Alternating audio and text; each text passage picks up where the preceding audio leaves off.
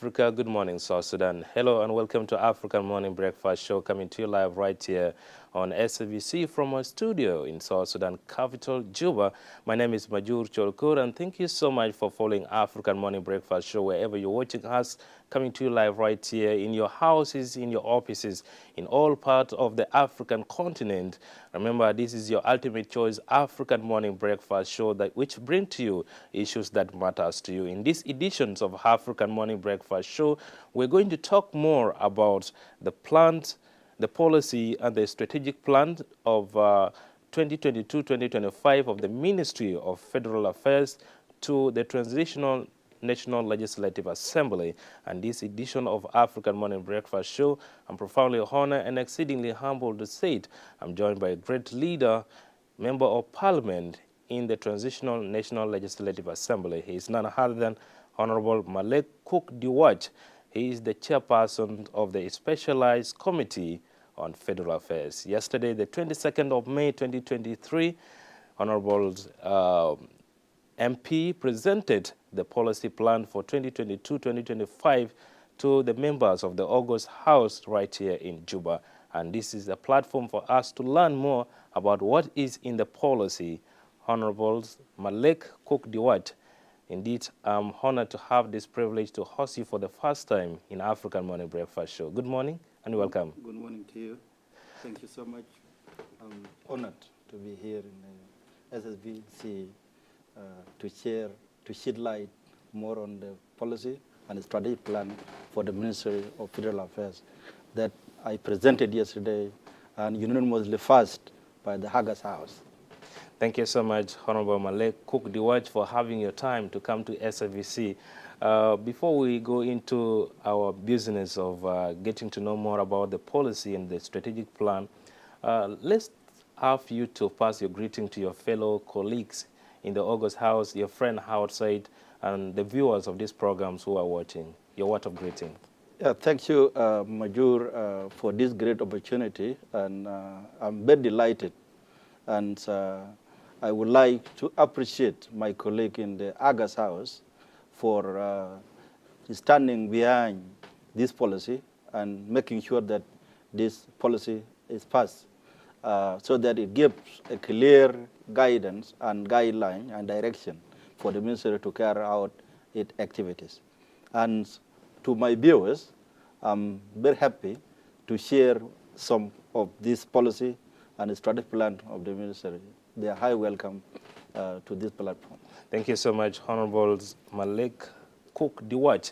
And dear viewer, thank you so much for following African Morning Breakfast Show right here on SABC. If you're following us online and offline, especially online, follow our social media handles, that is SSBC TV, Facebook page, and SSBC Official on YouTube. Remember to like, subscribe, and share. If you have a comment or a question, leave your comment in the comment section right there on our social media platform. And we'll get it and share with our guests right here. Honorable Cook, before you become Honorable Member of Parliament, what were you doing? Yeah, thank you so much. Right from my graduations in 2016, I was so active in student politics. I was Minister for Parliamentary Affairs in South Sudan Student Union in Uganda from 2015 to 2016, 1 year duration. And before I go for my study in Uganda, I was working with a company because my background, I did engineering. So I was having a diploma in petroleum engineering at Sudan University of Science and Technology. That was 2007. Now, when you were appointed, because we understand most of them honorable members in the Transitional National Legislative Assembly were appointed. So when you were appointed as MP to the Transitional National Legislative Assembly, how was you feeling for the first time? Yeah, I was so passionate because all my activities, sometimes I need a platform to deliver. It was a call because you can see one who is leaving the lucrative job from oil company that earns some dollars, and sometimes you off for SS fee I think it's very challenging. But because it is a call, and I'm very fortunate, and so that at least I deliver on that platform of in the government sector. That is why when I was appointed, I was so impressed, and that is my rightful place to the table. Well, you are the chairperson of the Standing and Specialized Committee on Federal Affairs in the Transitional National Legislative Assembly. Before we talk about the policy and the strategic plan, do you think federalism is very important for South Sudanese? Yeah, that is a very good question, and as if you have followed the history, federalism has been a call since 1940s, and it become a process. It is not a one-way journey, and it's been along until it be realized in 2015's agreement and in the Upper Life Peace Agreement of 2018. It become very key and very crucial in the agreement, and it provides that the South Sudan will transition to the federal state, and it is a key. The committee in the parliament and the ministry are mandated to make a benchmarking comparative study. That is why you can see we are carrying out a lot of activities, try to at least to make a civic education and information dissemination, so that the people should have to be aware of why it is important. And this is that is why the policy was presented to the parliament after it is passed by the cabinet.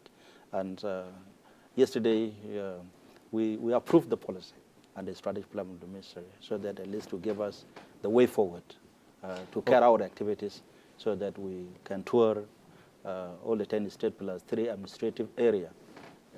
There is a plan, and we are planning after the conference of last week on transitional justice. The next is the grand conference on federal system, where the participants will be drawn from the whole 10 states plus the 3 administrative area. Well, thank you so much, Honorable Malek Cook-Dewaj. Let's learn now about the presentation you made yesterday as the chairpersons of the Standing Specialized Committee on Federal Affairs. What was it all about exactly? What are the content of the policy and the strategic plan that he presented? And we're looking at the time frames of it being said to be a plan for 2022 to 2025. Yeah, our mandate as a committee, a Standing Specialized Committee on Federal Affairs in the Parliament, is to scrutinize the bills and the policy and the strategic plan of the ministry. It was initially a plan of the ministry, but we scrutinize it. We make recommendations and we see what should be an appropriate from the theme of the policy, like holding together for a stronger unity. That is very key, and this theme emphasizes the fact that Southern Sudan, now South Sudan, has been a political and geographical entity since the days of the Closed Districts Ordinance in 1920s.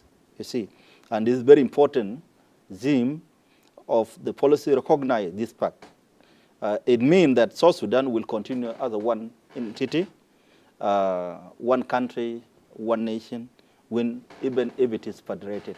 This is become very crucial, and I can see it that it is a unity of South Sudanese, whether because it allows the pre-movement and the resident. You cannot be discriminated based on your ethnicity. Yeah, and there are a lot of that was the theme as one, and we went on to the historical demand for the federal system. When this federal system of governance started, it was a call. People of South Sudan has been yearning for it since 1940s. Yeah. So do you think right now, where we're talking 2023, is there is still historical demand for federal system in South Sudan? Absolutely. because according to the agreement, that is spelled out very clearly about the federal system. That is why there will be a conference where all the participants will withdraw from the whole 10 states plus the 3 administrative, so that at least to voice their concern, what type of federal system is good for them, and they are the one to decide. Do you think that South Sudanese right now, as we are talking, you have been going to some state of South Sudan, talking about, like what you did just mention, civic awareness. What is the reaction from the citizen? Are they knowledgeable about what federal system of government do they want and the benefit at the end of the day that they will get? Yeah, absolutely. We have carried out civic education and information dissemination here in Central Equatoria. We held several workshops. And the last one is the one that we went for in the Western Equatoria, Yambio. And the reception of the people concerning federal system is very huge. And they participated on how the benefit they will get out of this is to grant the state semi-autonomous based on the physical allocation and even administrative part of the governances. Thank you so much, Honorable Malek Cook Diwaj. And dear viewer, thank you so much for following African Morning Breakfast Show right here on SABC. We are talking about the policy and the strategic plan for 2022-2025 of the Ministry of Federal Affairs to the Transitional National Legislative Assembly, which was presented yesterday to the members of the August House by the chairperson of the Standing Specialized Committee on Federal Affairs, who is my guest today, Honorable Malek Cook Diwaj, and is shedding light more about what is this policy all about and the strategic plan, and how is it going to help the people of the Republic of South Sudan. Remember, if you're following us online and offline, this is African Morning Breakfast Show. You can like our social media handle, SSBC TV. Leave your comment there, your question, and also SSBC Official on YouTube. You can subscribe and share the link with your fans and audience wherever you're following us. Honorable Malek, let's look at some part of the country. You know, people may have this issue of the fear of Kokora. I believe maybe in your presentation you touched something about what do people know about Kokora, and do you think there would be a fear about this of Kokora, what people all, yeah. Yeah, thank you so much. This is a very good question and a concern as well, as it appeared in my presentation yesterday about the fears of Kokora. Kokora has a very bad connotation when it started in 1983, because yeah. Honorable, yeah. There is this situation of people wanted to know exactly, is it Kokora or Kokora? It is Kokora. Kokora. Okay. Kokora. What was it all about? Kokora is a division. It is the field of Kokora is based on what happened in 1983 when others were asked to go to their own areas. Yeah. If you are Equatorian, you need at least to remain here in Equatoria. If you are from Upper Nile, you will go to where you belong. If you are from Bargazal, you will go to Bargazal. That was the old word, Kokora. But the federal system is completely opposite to the Kokora. That is why it appeared, so that to shed more light that it could not be misunderstood like the Kokora. Because federal system grants you the freedom of movement, the freedom of residence. And it doesn't discriminate the people based on their ethnicity, like what the Kokora did. So now, if South Sudanese are going to say we want to adapt to the system of federal system of government, Do you say that Equatorial region will not remain as Equatorial region and Upper Nile and then Bar Ghazal, and maybe these people go to their respective places? Will it not be like similar to Kokora? No, it will not be like Kokora because it permits you a resident, the ownership of resident. You can stay anywhere here in South Sudan because it is not it is not ethnic division of or ethnic federation. It is a geographical federation. That is what we are calling for. How does it help South Sudanese when it comes to the issues of power devolution? Do you think here there is need for power devolution when it comes to a federal system of government? Yeah, absolutely. This issue of devolution of power is granted, and it's supposed to start in the pre-transition period. The agreement is very clear on this, and to devolve powers to the lowest level is to help the service deliveries to the lowest level of the government, and it can help in development. Well, thank you so much, Honorable Malik Cook Diwach, and dear viewer, thank you so much for following African Morning Breakfast Show right here on SABC. We're talking about policy and strategic plan 2022-2025 of the Ministry of Federal Affairs to the Transitional National Legislative Assembly, which my guest right here said yesterday they presented the policy and it was passed by members of the August House. Now awaiting enactment, right? After the August House passed, what next? Yeah, now it is passed by the God House. It was passed yesterday with it all amendment or recommendations to give the clear direction for the Ministry of Health them to carry out their mandate. And later on, it will devolve into the bill that will be brought to the Parliament for deliberation, and that bill will be assented by the President if it is passed by the August House, so that will be the law. Thank you so much. And dear viewer, let's have a break. We'll be right back shortly.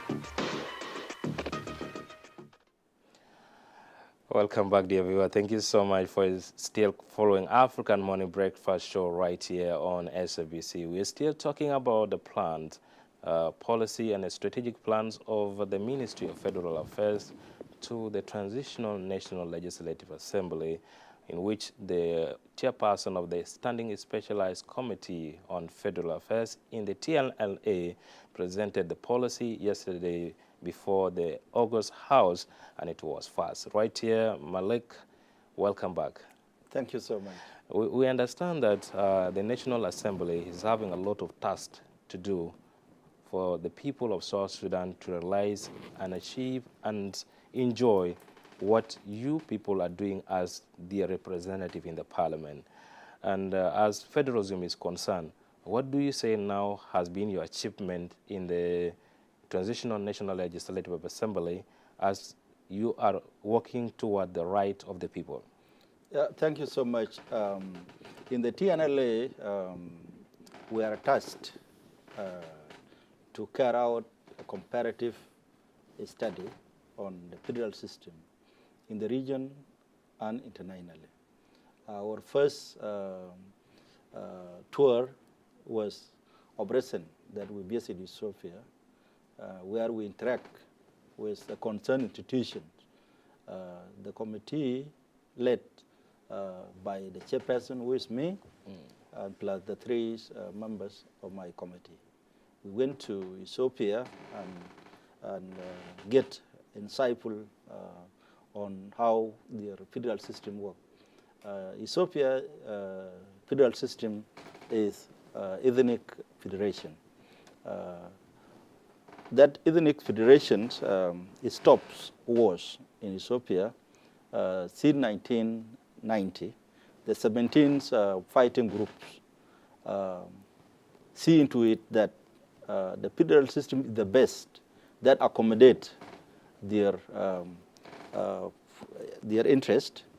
And now there is stability in Ethiopia, where the annual GDP is 13% per year. That is very commendable, and there is stability and development in Ethiopia.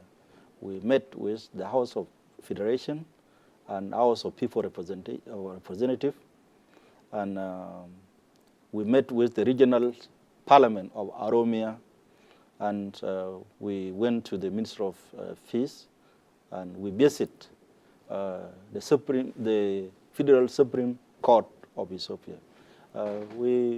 That is the benchmarking that we are tasked, and this is an achievement of TNLA because it is a government funded.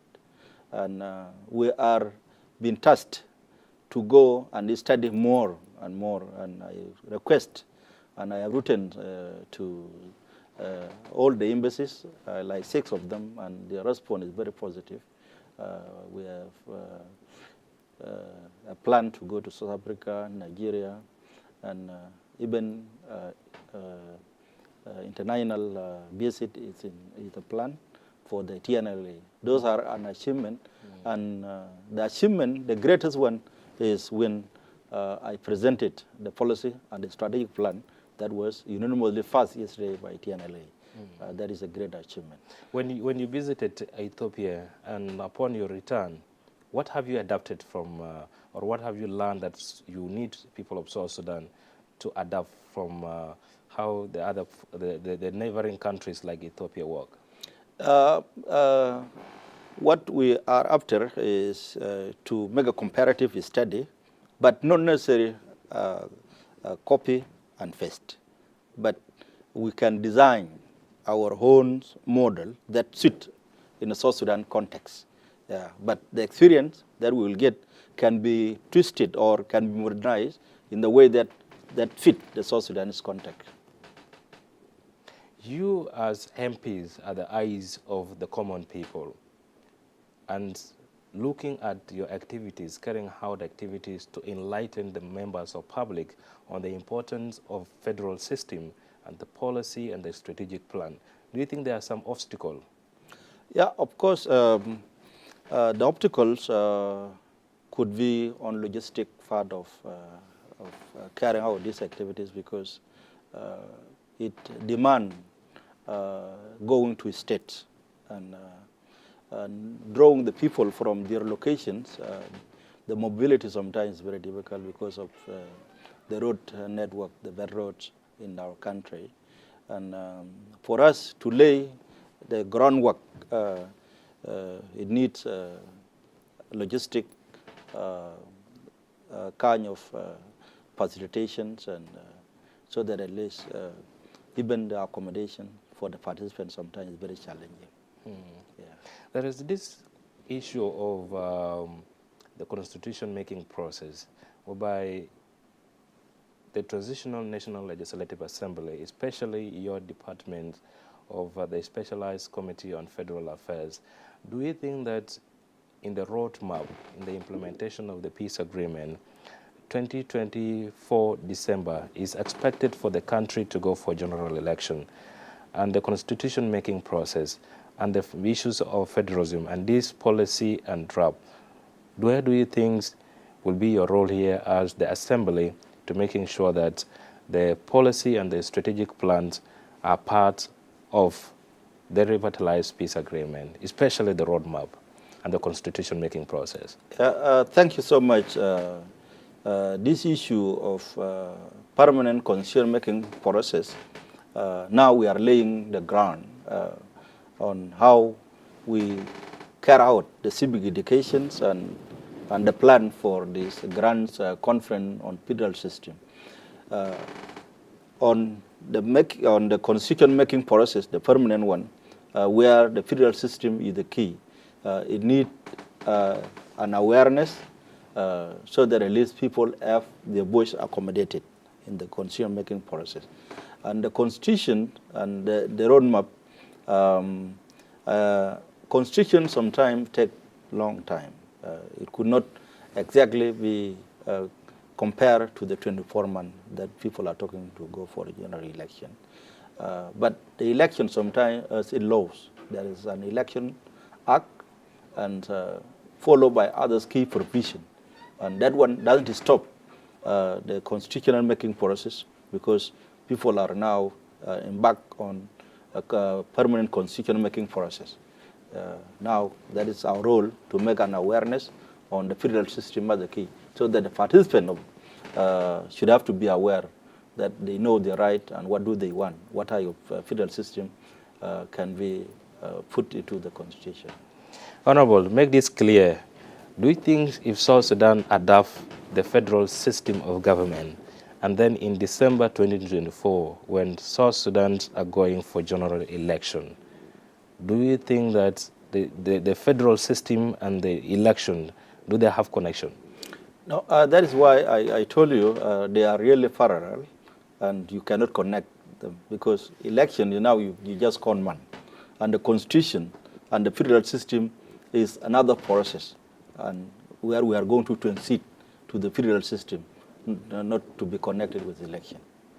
What if a president comes on board or the leadership of that very time, and the citizens said, yes, we need federal system of government, and the leadership said, no, I need this kind of government? Do you think your ideas will work? You see, the issue of federal system is not our idea. It involves all the stakeholders, including the government. That's why there is an independent ministry created by the peace agreement to usher the country into the transition government. It is in full support of this.